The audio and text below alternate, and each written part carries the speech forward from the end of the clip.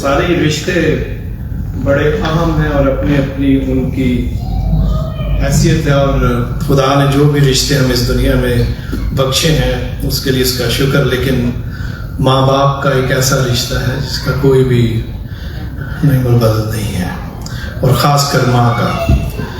بھائی صاحب، ہم آپ کے دکھ میں شامل ہیں، لیکن ہمارے الفاظ آپ کو وہ تسلی نہیں دے سکتے جو خداوند یسوع مسیح دیتا ہے.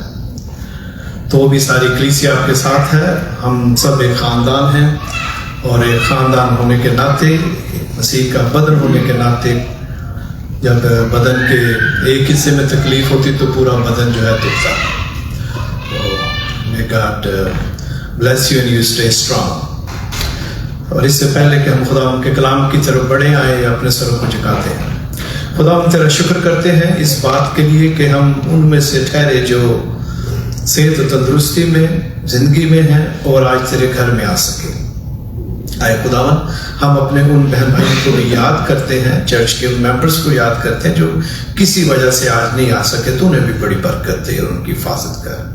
آئے خداوند، تیرے کے منت کرتے ہیں کہ آج جب کہ ہم پیسٹر سلیمان کی والدہ کی یہ میموریل سروس جو اس میں ہم شامل ہیں، تو خداوند تو ہمیں توفیق دے کہ ہم سب جہاں ہم اپنے بھائی کو تسلی اور اطمینان کے ساتھ خداوندہ ان کی دل جوئی کرتے ہیں، وہاں پر ہم اپنی زندگی پر بھی غور کریں اور یہ یاد رکھیں کہ یہ ایک سفر ہے جس کو ہم سب نے اس زمین پر ایک دن مکمل کرنا. تیرے کلام کی طرف جب بڑھتے ہیں تو ہماری مدد کرنا، حفاظت کرنا، سمجھ دینا کہ جو بھی باتیں ہم تیرے کلام میں سے آج سیکھنے کو ہیں، جو تیری باتیں ہیں، جو آج تو ہمارے ساتھ کرنا چاہتا ہے، خدا دھیان سے سنیں، غور کریں اور اپنی زندگیاں تیری مرضی کے مطابق اس زمین پر بسر کریں، یسوع مسیح کے نام میں آمین. ابھی ہم نے خداوند کے زندہ کلام میں سے پہلا تسالونیکیوں اس کے 4 باب کی چند آیات کی تلاوت کی. ہم نے 4 باب کی 13ویں آیت سے 18ویں آیت تک، یعنی کہ باب کے آخر تک تلاوت کی، اور ہم آج انہی آیات میں سے دیکھیں گے کہ خدا مجھے اور آپ کو کیا سکھانا چاہتا ہے. اگر آپ کلام نکال لیں تو زیادہ اچھا ہے. 1 Thessalonians chapter 4 verse 13 to 18 جو حوالہ آپ کے سامنے یہ پڑھا گیا ہے. میں اس کو پورا تو نہیں پڑھوں گا، لیکن میں صرف اس کی 2 آیات پڑھتا ہوں، پھر ہم خدا کے کلام کی طرف چلتے ہیں. یہاں پر جو 13ویں آیت ہے اس میں یوں لکھا ہے: اے بھائیو، ہم نہیں چاہتے کہ جو سوتے ہیں ان کی بابت تم ناواقف رہو، تاکہ اوروں کی مانت جو نا امید ہے غم نہ کرو. کیونکہ جب ہمیں یہ یقین ہے کہ یسوع مر گیا اور جی اٹھا، تو اسی طرح خدا ان کو بھی جو سو گئے ہیں یسوع کے وسیلہ سے اسی کے ساتھ لے آئے گا. ہم جو 13ویں آیت ہے اس میں یہاں پر ایک بڑی خوبصورت بات ہے جس پر غور کرتے ہیں، اور لکھا ہوا ہے: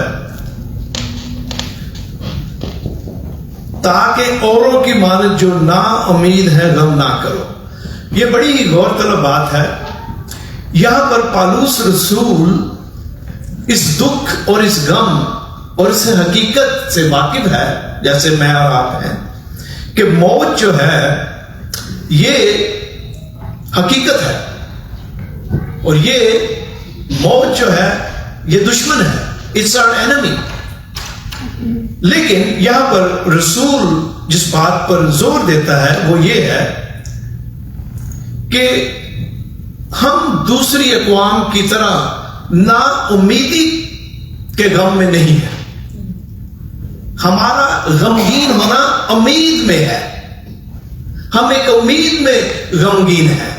ہم دوسری اقوام کی طرح نا امیدی کے غم میں نہیں ہیں، کیونکہ حقیقی دشمن کو وہ بیان کرتا ہے جو کہ موت ہے. اور ہماری جنگ جو ہے وہ اسی سے ہے.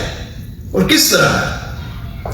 اگر آپ ان الفاظ کو غور سے دیکھیں تو اکثر یہ کہا جاتا ہے کہ وہ ایک طویل بیماری کے بعد موت کے ہاتھوں شکست کھا گیا. یہ فکر ہم سب سنتے ہیں اور ہو سکتا ہے ہم نے کہا بھی ہو. یہ ہماری وکیبلری میں ہے تو ہمیں ذرا اور سمجھ آتی ہے کہ یہ ایک جنگ ہے جو اس زندگی میں جاری ہے. وہ شخص جو اگر کسی بیماری کی وجہ سے اپنی جو جنگ ہے وہ ہار گیا ہے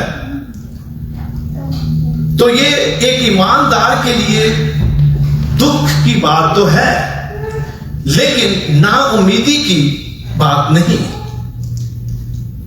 اس کی وجہ یہ ہے کہ موت ہم سب جانتے ہیں کہ حقیقت ہے. یہ بھی ایسا نہیں کہ اچانک ہوا تو پریشان ہے. یہ کہ حقیقت ہے اور ہم سب یہاں پر سفر کر رہے ہیں اور اپنا سفر جو ہے وہ مکمل کریں گے. اور جیسے جیسے اسٹیشن آتا جاتا ہے ٹرین میں مسافر اترتے جاتے ہیں. بالکل اسی طرح ہم بھی جب ہمارا اسٹیشن آئے گا اتر جائیں گے.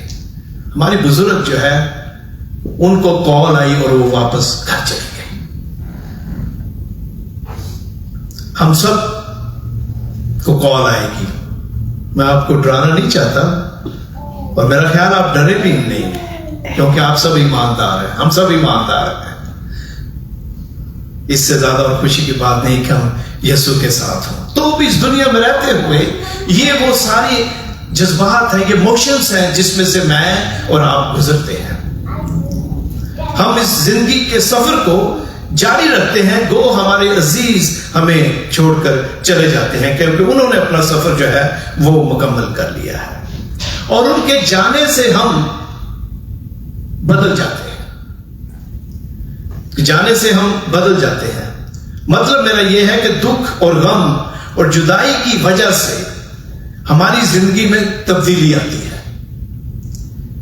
جب کوئی عزیز ہم سے جدا ہوتا ہے تو وہ جو جدائی ہے, وہ جو غم ہے, اس کی وجہ سے زندگی میں تبدیلی آتی ہے. ہماری زندگی جو ہے وہ ایک نیا رخ اور شکل بھی اختیار کرتی ہے. بہت سارے لوگوں کی زندگی میں کچھ ایسے رشتے ہیں جب وہ جدا ہوتے ہیں تو ان کی ساری زندگی چینج ہو جاتی ہے, بدل جاتی ہے. کبھی کبھی کوئی نہ کوئی ایسا رشتہ زندگی میں اس طرح کا رول رکھتا ہے, اس طرح کا اس کی ذمہ داری ہوتی ہے کہ اس کے جانے کے بعد ہماری زندگی جو ہے وہ بدل جاتی ہے. لیکن ہم جدا ہونے والی کی جو کمی ہے اسے محسوس کرتے ہیں.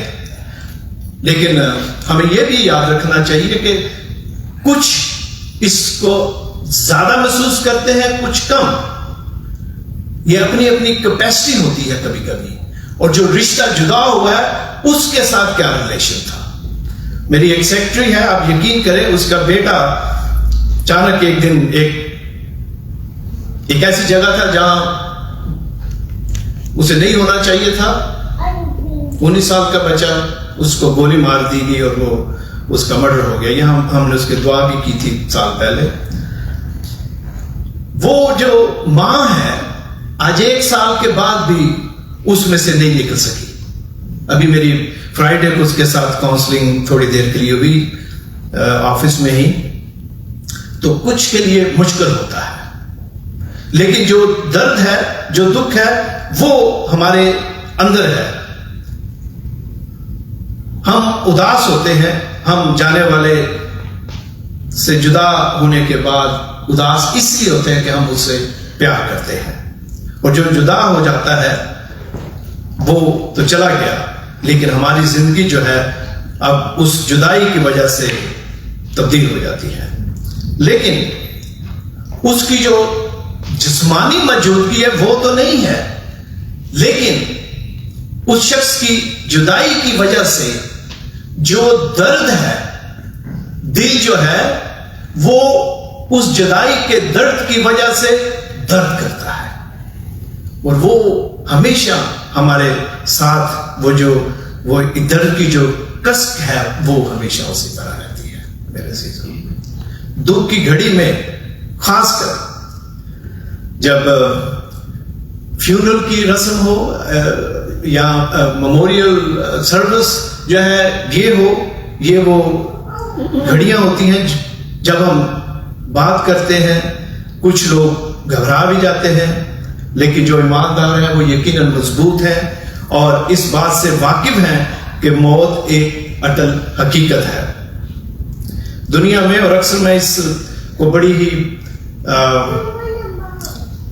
آپ کہہ لیں کہ میں نے اس کو ایک سے زیادہ دفعہ بیان کیا ہے، شیئر کیا ہے، کیونکہ یہ بات بڑی ہی پرفیکٹ ہے میں سمجھتا ہوں. ابھی 2 ہفتے پہلے بھی جب ہم ایک میموریل سروس میں تھے، بہن جولی تھی میرے ساتھ، فوزیہ تھی، پاسٹر عابد بھی تھے وہاں پر، تو میں ایک چیز جسے ہم دنیا میں اکثر سنتے ہیں اور اس سے واقف ہیں اس کا ذکر کرتا ہوں، اور وہ ہے وارنٹی یا گارنٹی بھی کہتے ہیں کہ ہم گاڑیوں کی گارنٹی لیتے ہیں، انشورنس لیتے ہیں، ٹھیک ہے، گھر کی انشورنس ہوتی ہے، اور یہ مختلف طرح کی گارنٹیز ہیں جو ہم لیتے ہیں. لیکن ایک ایسی چیز ہے جس کی گارنٹی 100% ہے. دنیا میں جو چیزیں ہیں ان کی گارنٹی ہو بھی سکتی ہے، نہیں بھی، لیکن ایک ایسی چیز ہے جس کی گارنٹی 100% ہے، اور وہ ہے موت. ون فار مین. یہ کلام مقدس میں ہمیں گارنٹی دی گئی ہے، بتایا گیا ہے، سمجھایا گیا ہے کہ ہم تیار رہیں. It's coming. آپ نے یہ بھی سنا ہوگا کہ بہت سارے لوگ حقیقت میں موت کو اتنا سیریس نہیں لیتے. بہت سارے لوگ اپنے آپ کو یہ ثابت کرنے کی کوشش کرتے ہیں کہ وہ بہت بہادر ہیں اور وہ موت سے نہیں ڈرتے، اور کچھ اسی طرح ایماندار بھی کہتے ہیں. لیکن دونوں میں فرق کیا ہے؟ دوسرے دنیاوی طور پر ایک مسکولر بات کرنا کی کوشش کرتے ہیں، لیکن جو ایماندار ہے، جب ایماندار کہتا ہے میں موت سے نہیں ڈرتا، اس کی وجہ اس کا ایمان اور اس کی امید ہے جو یسوع پر ہے. اس وجہ سے ہم کہتے ہیں ہم نہیں ڈرتے، because we know where we will be going once we leave this earth. اس لیے دو طرح سے موت کو لیا جاتا ہے. لیکن میں یہ سمجھتا ہوں کہ جو ایماندار ہے اس کو اس حقیقت کو سیریسلی لینا چاہیے. اور اس کی وجہ کیا ہے؟ میں اس لیے کہہ رہا ہوں کہ یہ زندگی بہت مصروف ہے. ہم زندگی کے ہنگاموں میں اتنا انوالو ہیں، مختلف طرح کے چیلنج ہیں. شادی شدہ جو لوگ ہیں ان کے اپنے چیلنج ہیں، جو بیچلر ہیں ان کے اپنے چیلنج ہیں، ٹین ایجرز کے اپنے چیلنج ہیں، بزرگ جو ہیں ان کے اپنے چیلنج ہیں. اور کبھی کبھی ہم ان چیلنجز میں ان کو حل کرنے کے لیے، ان کو درست کرنے کے لیے، ٹھیک کرنے کے لیے بھول جاتے ہیں کہ موت ایک حقیقت ہے اور میں نے جانا بھی ہے. جب اس طرح کے ایونٹس ہوتے ہیں یا اس طرح کی سیکرمنٹس یا کلیسیا میں جب اس طرح کی جو عبادتیں منعقد کی جاتی ہیں میموریل ڈے کی یا اسی طرح کی اور، تو پھر ہم ذرا غور کرتے ہیں، پھر ہم سوچتے ہیں، لیکن پھر وہی زندگی کے مسئلے اور وہی باتیں ہیں. تو کیا ہم ہر وقت پریشان رہیں؟ اس کو ہم یوں لے سکتے ہیں کہ اگر کسی کا کوئی پیسہ دینا ہو، کوئی قرض دینا ہو، تو ہمیں فکر رہتی ہے کہ اس کے پیسے ہم نے لوٹانے ہیں. جو ذمہ دار لوگ ہیں وہ یہی کرتے ہیں، انہیں فکر ہوتی ہے. لیکن ہر وقت نہیں سوچتے، زندگی چلتی رہتی ہے، لیکن وہ اپنے اندر یہ پلاننگ کرتے ہیں اور کوشش کرتے ہیں کہ کس طرح وہ جو قرضہ ہے وہ چکایا جائے. فکر ہوتی ہے. اور یہی وہ بات ہے جس کو ہمیں یاد رکھنا چاہیے کہ جس طرح ہم کو ڈیٹ کی، قرضے کی فکر ہے، یہ ایک حقیقت ہے کیونکہ ہمیں پتہ ہے وہ ہم نے دینا ہے. بالکل اسی طرح ہمیں اس بات کی فکر اس معنی میں ہونی چاہیے کہ کیا میں تیار ہوں.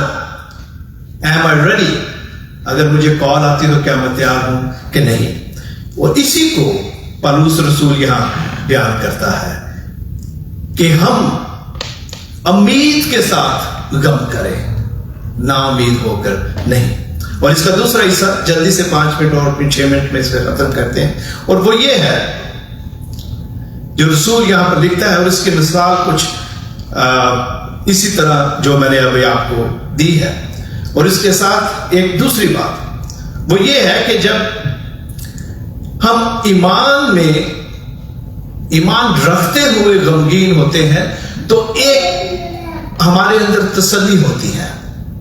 ہم سب نے, اور اگر سب نہیں تو زیادہ لوگوں نے کسی نہ کسی کو تو کھویا ہے, اور ہم سب جانتے ہیں کہ ایماندار ہونے کے ناطے ہمیں کلام میں سے تسلی ملتی ہے. اور یہ ہمارا جو دکھ ہے, جو غم ہے, وہ امید میں غمگین ہونا کہلاتا ہے. ایک مسیحی کے لیے ان الفاظ کو غور کرنا چاہیے, اور پالوس رسول ان الفاظ کو جس طرح بیان کرنا یا کرتا ہے, اس کے لیے میں پہلے 14ویں آیت پڑھنا چاہتا ہوں, کیونکہ جب ہمیں یہ یقین ہے کہ یسوع مر گیا اور جی اٹھا, تو اسی طرح خدا ان کو بھی جو سو گئے ہیں یسوع کے وسیلہ سے اس کے ساتھ لے آئے گا. یہ وہ امید ہے جو پالوس رسول ہمیں یہاں پر خدا کے کلام میں بتانا چاہتا ہے. آپ نے یہ الفاظ سنے ہیں, بیٹل, وار, لڑائیاں, جنگ. جو لڑائیاں ہیں وہ ہم ہار بھی سکتے ہیں. بہت دفعہ لڑائی جو ہے اس میں ہماری شکست ہو سکتی ہے. We can lose a battle. لیکن ایک ایماندار کے لیے یہ زندگی جو ہے اس میں لڑائیاں ہیں, بیٹلز ہیں, لیکن جو لانگ ٹرم وار ہے یا جنگ ہے اس میں ہماری فتح ہے. ہم چھوٹی لڑائیاں تو ہار سکتے ہیں, لیکن ہم جو جنگ ہے اس کو کبھی بھی نہیں ہارتے, کیونکہ وہ جنگ امید پر ہے, اور وہ جنگ ہے جس کا نمونہ, جس پر ہمارا ایمان ہے, اس نے ہمیں دکھایا ہے. یعنی کہ یسوع مسیح نے, وہ مر گیا, دفن ہوا اور زندہ ہوا, اور ہمارے لیے امید ہے. اور اسی امید میں ہم یہ جو چھوٹی جنگیں ہیں, بیٹلز ہیں یا لڑائیاں, ان کو لڑتے ہیں. ہمارے بزرگ جو ہیں, جس طرح ہمیں بتایا گیا ہے, پانچ صاحب نے بتایا ہے, زندگی میں چھوٹی جو بیٹلز تھی آئی ہوں گی, لیکن فار لانگ ٹرم جو وار ہے, جو جنگ ہے, وہ جیتی. اور یہی میرے لیے اور آپ کے لیے امید میں غمگین ہونے کی بات ہے, کہ ہم امید رکھتے ہوئے آگے بڑھتے ہیں. میں صرف 2 ریفرنس یہاں پر آپ کے لیے پڑھوں گا, اور وہ یہ ہے میرے عزیزو, جو 14ویں آیت میں ابھی میں نے آپ کے لیے پڑھا ہے, کہ ہم اس امید میں زندہ ہیں کہ یسوع مسیح مر گیا اور زندہ ہوا. یہی اس سارے میسج, اور یہاں جو پیسج ہے اس میں, اس جو کی ورڈز ہے یا آپ کے کلیگ جو ہے, وہ یہی ہے کہ ہم امید رکھتے ہیں. آج کے جو ایتھیسٹ ہیں یا سائنٹسٹ ہیں, وہ ایمان کی اس امید کو ڈیگریڈ کرنے کی کوشش کرتے ہیں. وہ اسے ایک افسانہ کہتے ہیں, لیکن میرے اور آپ کے پاس, چرچ کے پاس ہسٹوریکل فیکٹس ہیں کہ یہ فی الحقیقت ایک واقعہ ہوا. They can go and read Roman historical جو ان کے جو وہ روزنامچے ہوتے تھے, اس کو پڑھ سکتے ہیں کہ یہ واقعہ لکھا ہوا ہے کہ ہسٹری میں ایسا ہوا. اور ایک بڑی ہی دلچسپ بات ہے ان کے لیے جو نہیں مانتے, ان کو کہتے ہیں کہ ایک دفعہ ایک جہاز ڈوب رہا تھا اور سب نے اپنے اپنے خدا کو یاد کرنا شروع کیا. اس میں ایک دہلیہ بھی تھا. اس نے دیکھا سب اپنے اپنے معبود کو یاد کرتے ہیں اور رحم اور بچنے کی درخواست دعا کر رہے ہیں. تو وہ دہلیہ پتہ کیا کہتا ہے, سب کو دیکھ کر کہتا ہے, اگر کوئی اوپر ہے تو مجھے بچا لے. ان ہز DNA, اندر اس کے یہ بات تھی کہ کوئی نہ کوئی ہے. اور یہی وہ لوگ ہیں جو ہمیں بیوقوف سمجھتے ہیں، لیکن رسول نے بڑی اچھی طرح ایک اور جگہ کہا ہے کہ سلیپ ہمارے لیے کیا معنی رکھتی ہے۔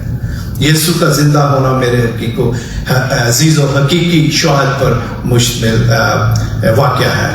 وہ مر گیا اور زندہ ہوا اور زندہ ہے، اور اس نے جو ازلی دشمن ہے موت، اس کو شکست دی، اور مجھے اور آپ کو اس نے یہ امید دی۔ ہم یسوع مسیح میں امید رکھتے ہوئے آگے بڑھتے ہیں، لیکن ضرور ہے کہ ہم یسوع کے ہاتھ میں اپنی زندگیوں پر بھروسہ کرنے اور اس کی پیروی کرنے کا عہد کریں۔ یہ کنڈیشن ہے، تبھی ہمیں پیس اور اطمینان ملتا ہے، تبھی ہم اس امید میں شریک ہوتے ہیں۔ امید ایک تحفہ ہے جس کو حاصل کرنے کے لیے ہمیں اپنی زندگی میں اس کے ساتھ ہمیشہ کنیکٹ رہنے کی ضرورت ہے۔ میں ایک چھوٹا سا واقعہ بیان کرتا ہوں، پھر 2 باتیں کروں گا، اور وہ یہ ہے کہ خداوند یسوع مسیح نے یوحنا رسول کی انجیل میں اس کے 14ویں باب میں یہ کہا، تمہارا دل نہ گھبرائے، تم خدا پر ایمان رکھتے ہو، مجھ پر بھی ایمان رکھو، کیونکہ میرے باپ کے گھر میں بہت سے مکان ہیں، اگر نہ ہوتے تو میں تم سے کہہ دیتا ہوں، کیونکہ میں غور سے سنیں، کیونکہ میں جاتا ہوں تاکہ تمہارے لیے جگہ تیار کروں، اور اگر میں جا کر تمہارے لیے جگہ تیار کروں تو پھر آ کر تمہیں اپنے ساتھ لے لوں گا، تاکہ جہاں میں ہوں تم بھی ہو۔ یہ وہ امید ہے جو خداوند یسوع مسیح میں دیتا ہے۔ دنیا کا کسی بھی نبی پیغمبر نے یہ امید نہیں تھی، کیونکہ انہیں خود ہی نہیں پتا تھا کہ کب وہ اپنا یہ سفر زمین پہ جو ہے وہ ختم کرتے ہیں۔ میرے والد صاحب جو تھے وہ ایک ایسے ادارے کے ساتھ کام کرتے تھے جہاں پر ان کی ٹرانسفر ہوتی رہتی تھی، اور ایک ٹرانسفر مجھے ہمیشہ یاد ہے، اور جب بھی میں یہ آیت پڑھتا ہوں مجھے وہ بات یاد آتی ہے۔ ایک دفعہ منڈی بہاؤالدین ایک جگہ ہے، وہاں سے ان کی ٹرانسفر واپس لاہور میں ہوئی۔ میں اس وقت شاید 4th یا 5th گریڈ 4th میں تھا، اور لاہور جانے سے پہلے میرے والد نے کہا کہ میں آپ کو حافظ آباد جو ہے ہمارا شہر ہے، وہ ہمارا اس کے ساتھ ہی گاؤں ہے، تو وہاں پر چھوڑوں گا، اور پھر میں گھر کا سارا انتظام کر کے تمہیں لینے کے لیے آؤں گا۔ میں اداس ہوا، مجھ سے میری 3 چھوٹی بہنیں تھیں، ڈیوڈ نہیں تھا اس وقت، تو میں بہت اداس ہوا۔ اس کی وجہ کیا تھی؟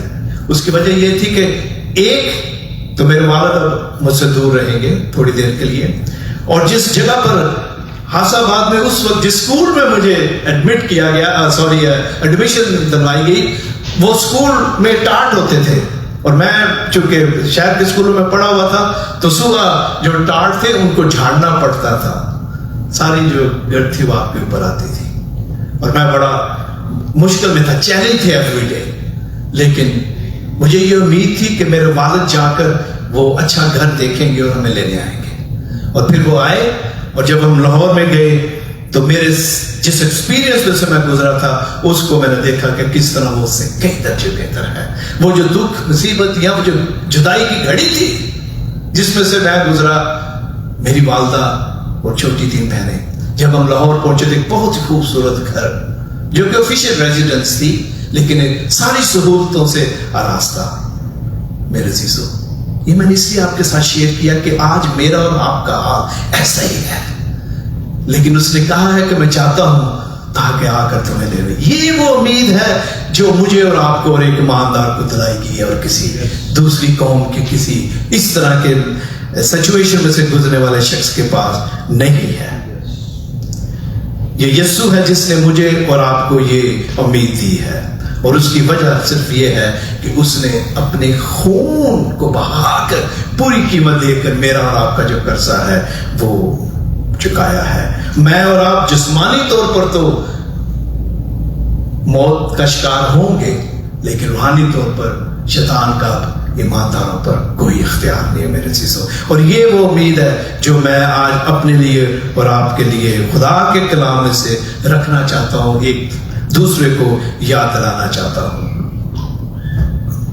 اگر آپ نے کبھی سمندر کا سفر کیا ہے یا سمندر کے کنارے اگر آپ رہے ہوں, تو جب آپ اس جہاز کو دیکھیں, وہ سمندری جہاز آہستہ آہستہ بہتا ہے, دور چلا جاتا ہے.